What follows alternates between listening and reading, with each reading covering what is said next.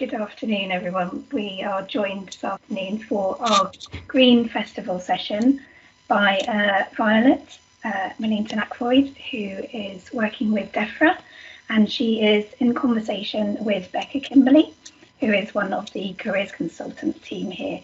We're delighted to be joined by Violet, and thank you so much in advance for your talk today. Thank you so much. Hello, everybody. So as you were saying, my name is Violet Millington Ackroyd. I'm 21. I'm from South London, and I'm based in Marsham Street, working for DEFRA in the science professions team. So I came into DEFRA in September the 13th to be exact, and I came in through a care leaver internship, which I am going to go a little bit more into soon. But I'll start talking a little bit about me and my background and, you know, how I kind of found out about this amazing opportunity. So I came from quite a troubled background. So I had quite a difficult upbringing, and I was not in a lot of mainstream schooling. So I was in some normal schools, as I would like to say, but I never really fit in well. My behaviour was kind of a big problem growing up, and I was excluded, and I was in alternative provision schools, which mainly deal with young people who have quite complex behavioural needs and kind of just struggle to be in mainstream schooling. So yeah, all of that happened, and it kind of, being in those schools can have a really significant impact on your schooling and your education, because it tends to just be a place where loads of young people are put together and labelled and kind of expected to work well together when their needs are also different.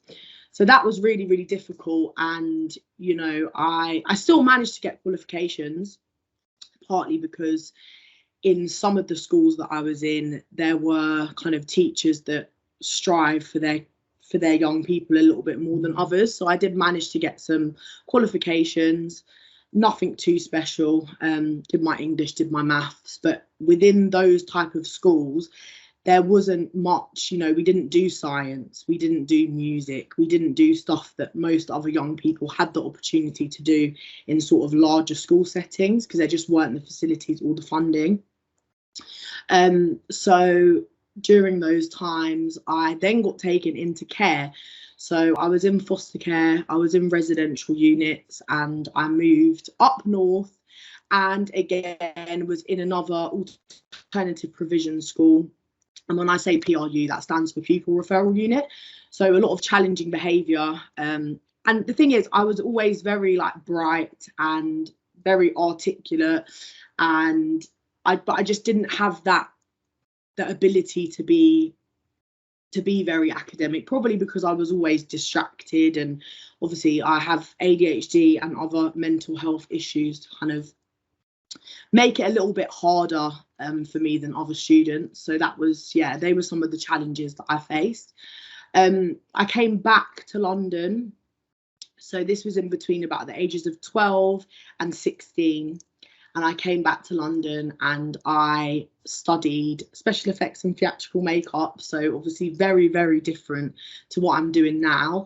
And then I went and did a professional chef diploma, and those were fab. I really enjoyed them, but I just felt like they were making the things that I love doing and enjoyed doing a little bit, I didn't enjoy them as jobs. So I did work experience. I kind of got really good outcomes in both of those, but decided that they weren't for me. And then I have actually been in the hospitality industry for 3 years after that, after I finished my professional chef diploma. So I've had a really sort of up and down, kind of all over the place journey before I got here. So I was working with Drive Forward Foundation, which is an absolutely incredible charity that works with young people, specifically care leavers. And what they do is they help you to kind of look into opportunities that maybe you never knew existed or never thought that you were worthy of doing. And that's kind of exactly what happened with this internship. I didn't even know what the civil service was. I had absolutely no idea. I you know, when I first heard it, I was like, what?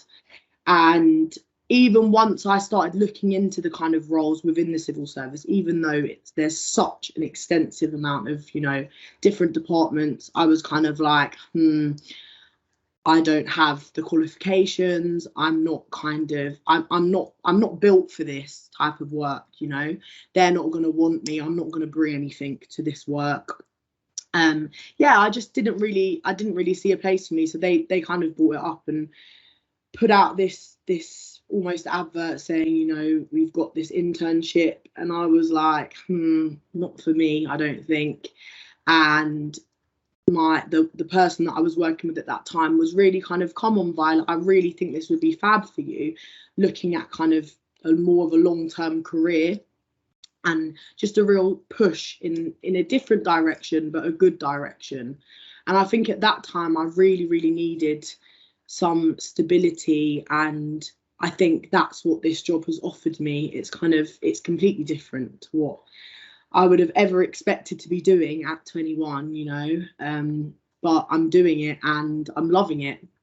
So yeah, I basically had some help with the interview process, which, as you guys probably know, is a lot different to most job interviews in terms of kind of the preparation that you need to do before the interview. And, you know, the process was 3 people asking firing questions, and all the kind of answers that I'd had prepared had nothing to do with the type of questions I had to answer. So I was kind of very much having to think fast, and, you know, didn't think I did that well. Came off the phone afterwards kind of thinking, oh God, I think I might have messed that up. Got told that I'd find out a couple of months later, was on my emails a couple of weeks later, looking at when my clothes delivery was going to come, and I saw that I had the executive officer role, which was absolutely such a massive boost to my confidence. I mean, yeah, it was unbelievable. I remember calling my mum after I received the email and just saying, is this some type of joke? Like, there were 2 roles and I actually got the higher role, and it was kind of so surreal. And I think without, like, I could have easily not known about this if it wasn't for Drive Forward Foundation. And since I've come into the civil service, I think I've come to realise that a lot of people don't know about the different ways that you can come into the civil service. So internally, there's not really much talk. I've barely heard any talk about this care leaver internship. And even externally, you know, speaking amongst people that I grew up with, whether they are care leavers or whether they are just school students, you know, I don't really feel like there's enough talk about being a civil servant and the amazing job roles within the civil service. And, you know, all the different, you're not restricted to one thing when you're a civil servant. You know, it opens up all these different doors and really gets you going, I think. And, you know, I've been here for 6 months, and already, like, the transferable skills that I've picked up, I came in with pretty much no background knowledge. I came into DEFRA with absolutely no scientific background, working amongst people, you know, scientists, people with PhDs, and a lot of passion and knowledge in this field. And I've still managed to kind of smash it in my eyes. I mean, I'm very proud of kind of how far I've come. And I think for me now, the work that I do, it mainly revolves around the hub and the newsletter. But I also do work for STEM outreach, which works with young people. And we're basically just trying to spread the word about these, you know, these jobs and the civil service, and what there is on offer. And I mean, I'm specifically passionate about making DEFRA more diverse, more inclusive, the wider civil service. You know, I think there's so much space to really take things to the next level, because I think there are all these different people with so much incredible knowledge and so much experience, and I think people are kind of scared about the fact that maybe they don't have the same qualifications, or they don't come from the same places. But I think that's what makes it so exciting, you know. And what I've come to realize is that I'm needed just as much as I need the people that I work with. You know, the things that they bring to the team are amazing, and also the things that I bring to the team are very valuable. And a lot of things can only come from you as an individual, you know, because we've all got such a different story. So I think now I'm just really want to kind of spread the word and let everybody know that this is a way that you can come through, I think. And yeah, it's fab, it's amazing. So I'm really happy to be here. And that's a little bit about my story. Thank you so much, Violet. That's great. And I wondered if I could just take you back a bit, because you were talking about when you first heard of the civil service and you were like, I don't know if that's going to be the right place for me. I don't know if I'm going to fit in there. Like, and obviously now you feel you do. What would you say to someone who's in that situation of like, civil service, is that for me? Is that the right kind of environment? I think for me to say it's not as scary as it seems would be right. But still, even now, there are times when I'm kind of like, oh my God, this is very different to what I'm used to. But I think I would just say, break it down and don't look at it as this big civil service, and because it can kind of feel like you're kind of coming in on your own and everybody's all of a sudden looking at you and judging you, and you know. But actually everybody that I've met within, I don't know where, there's a noise coming from somewhere, I'm so sorry. I know where it's coming from. It's coming from my team. Sorry. Yeah, I think there's this whole kind of fear that everybody's here to catch you out, or, you know, that people are better than, or, you know, because they have more experience, they're more important than you. But I've had such a, like, everybody's been so lovely to me, and everybody's been so willing to help and, you know, give me advice and show me the ropes and make me feel like there is a space for me here. So I think once you get past that initial, oh my God, it's so terrifying, everybody was in the same situation as you at one point, you know. Everybody was fearful, everybody was kind of nervous about where they'd fit in and if they'd fit in and if they were good enough. But you definitely are, and there's definitely a space for you here. That's great, thank you. And sort of a bit related to that, you were talking about being an executive officer. And I often say to students when they're thinking of, like, you know, looking at the civil service jobs website, there's all these lists of jobs, you don't know what they all are. And I say executive officer is a good one to look at as an entry-level position. Yeah. Could you give us a bit of an idea of what you do on a day-to-day basis, what being an executive officer is all about? Yes, of course. So day to day, I think there's, from speaking to other people in my position, either in the same department or different departments, are the jobs that we do are different, because obviously we're taking up different tasks and we're focusing on different things. And a lot of my probation period has been focused a lot on sort of behaviours. That's what a lot of kind of civil service work is based around, and getting used to all of that can be a lot, but it's great because it kind of sets you up. But my job includes right now, so I manage the community hub, the online science and engineering hub, which is basically it's internal, it's a collection of loads of different news stories, events, jobs, so kind of a lot of admin-y based stuff, but it really gives me space to be creative as well and kind of reach out and network and find out about loads of other teams, which is fab for somebody who's new to the civil service. Couldn't really be a better job because I'm constantly kind of reading all these amazing stories. And then I also write a newsletter which comes out 2 weekly, so fortnightly, and that is, again, it's basically a collection of all the most exciting stuff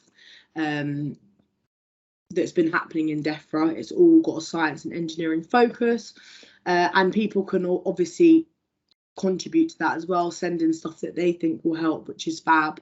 And again, another great space to network and to be creative and stuff like that. And then last but not least, I do STEM outreach work. So everything, all my work's kind of split up into percentages of how much I roughly want to be spending, so I can really manage my time properly and stuff. But the STEM outreach is giving me an opportunity to work with young people and talk about my career story and show them what the civil service is all about and what DEFRA specifically is about. Yeah, great, thank you. And I've just realised as well, you said something which I say to people, like, they're not trying to catch you out. I often say that, you know, when people are facing that interview process, the recruitment process, there's information out there and they'll send you an email saying, we're going to ask you about these things. It's not a trick, that's what they're going to do. So again, it's nice to hear that from someone who's working there and actually been through it. Yeah, definitely. And you mentioned some of the sort of skills you've gained from the work, some of the knowledge. Could I push you a little bit to say what some of those are in a bit more detail? Would that be all right? Yeah, definitely. So as I explained before, the background that I've come from in terms of career path, I've done a lot of hospitality, which is completely different to this kind of work. It's a lot more kind of speaking, you know, it's a lot more informal. You know, this job, it's taken a lot of I've had to be very patient, and I've had to listen, and I've had to learn. Every day is a learning curve for me. So I've picked up a lot of kind of admin based stuff. So as you guys definitely know, there's so many different programs that we use and so much different software that I've never used before. So I've kind of learned how to use SharePoint. I've been using Excel, Microsoft Word, and then my skills have just developed so much because I've had to use this stuff day to day. And then I think also my confidence has really started to shine through, in terms of, I never thought that my ideas were kind of as important as other people. When I started doing this job and I was in big meetings, I'd have never dared to unmute my microphone, but now I'm kind of bringing forward ideas and bringing them forward confidently and actually believing in what I have to say and feeling like it's important and feeling like it's valid. So I'd say, yeah, definitely my people skills in a more professional manner. Now I can kind of write agendas, you know, take notes from meetings, stuff that I'd never had to do before, and now I'm kind of doing it like it's second nature. Even just this, obviously, COVID, talking about working from home during a pandemic, that's been very challenging, especially for somebody like me who does struggle with my focus. So it's been a lot of discipline, it's been a lot of planning, time management, which, you know, I think that's been really nice, kind of being given freedom and having responsibility and being trusted to kind of plan your week and your workload and working out how you're going to manage, because it's, you know, it's a lot of work. So if you're not managing it properly, it can become overwhelming. So I think, and there's been a lot of trials and errors, don't get it twisted, like there's been days when I've been really finding things difficult, but I think being able to ask for help and being able to say to people, actually, this is really hard and I'm really struggling and I need your support. That was something that at the beginning I struggled with, but now I understand, like I said, that people aren't against you. People want to help you. People want to support you. People want to see you do well. And my line manager's been so amazing. She's worked so closely with me despite her other responsibilities. She's kind of really ensured that she tunes into what can help me to work well, because everybody works very differently. Some people struggle more in one area where somebody else might find that really, really easy, and vice versa. So yeah, I think it's helped me in so many ways, and it's actually started to really show in my social life as well. A lot of the skills that I've picked up from work have really helped me to kind of mature in my social life and deal with other aspects of things as well. So it's been fab. Yeah, and I think, you know, I think you said this earlier, like everyone knows as well that you're quite new to the position. I think sometimes our students are worried, like, you've got to go in, you've got to hit the ground running, you've got to know everything straight away. But actually, we're all learning. I started working at Cambridge in April, and although it's not the first job in my career, it's like a new job, and you need to go and ask people what's happening, because otherwise you won't know. So true, yeah, literally. And I've had to ask loads of questions, and I think that was the thing. I think I did feel I was setting myself up and thinking, I was feeling really sort of anxious, thinking, oh, I don't know any of this stuff, you know. But like my manager kept saying, we don't expect you to know all this stuff. We don't expect you to all of a sudden have a scientific background when you don't have a scientific background, you know. And now I'm at a point, so we've been working on my objectives and stuff like that, and now I'm definitely at the next level. When I started, I was like a fish out of water. I honestly didn't know what was going on, because not only are you picking up your job, you're picking up all these systems that are used within the civil service, and getting used to things like SOP, and you know, all these different things that are just like But now I'm past that. Now I'm really starting to settle in, and I always got told it would be about 6 months before you start to kind of find your feet. So now I can really start looking more in depth at how I am going to reach my objectives, but also just knowing how I'm going to do it, and then being able to kind of let everybody on my team know how things are looking and how they can support me and stuff. It's been a really nice way of working for me. It's worked well.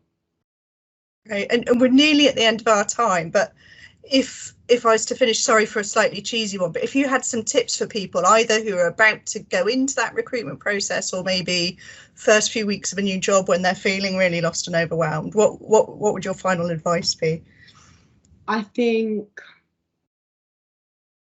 don't be hard on yourself. Like, it's very easy to kind of tear yourself down and not really speak to yourself nicely when you're not feeling great about something, because that's what I was like at the beginning of the job.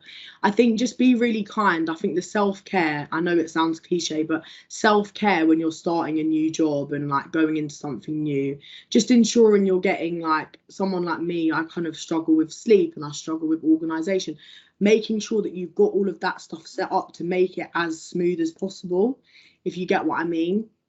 And yeah, I would just say that everybody, and I can't stress this enough, everybody's got something so amazing, like so different. And I think the more you've got to kind of talk about, and the better it is, because you're really introducing people to new stuff, and people love learning, people love hearing new stuff. And even though you might think that your experience doesn't have any connection with the work that you're doing, you'll often find that there's so much connection, there's so much that you can bring to your team. And I would also say that, again, everybody's here to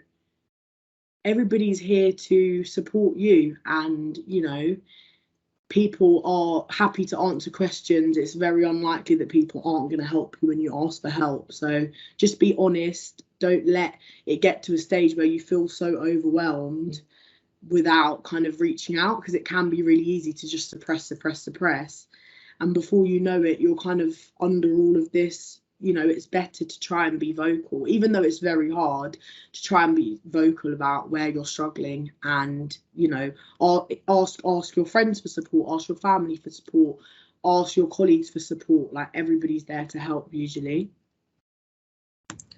Great, thank you so much, Violet. Thank you for telling us all about your experience, and glad to hear you're enjoying it so much at DEFRA.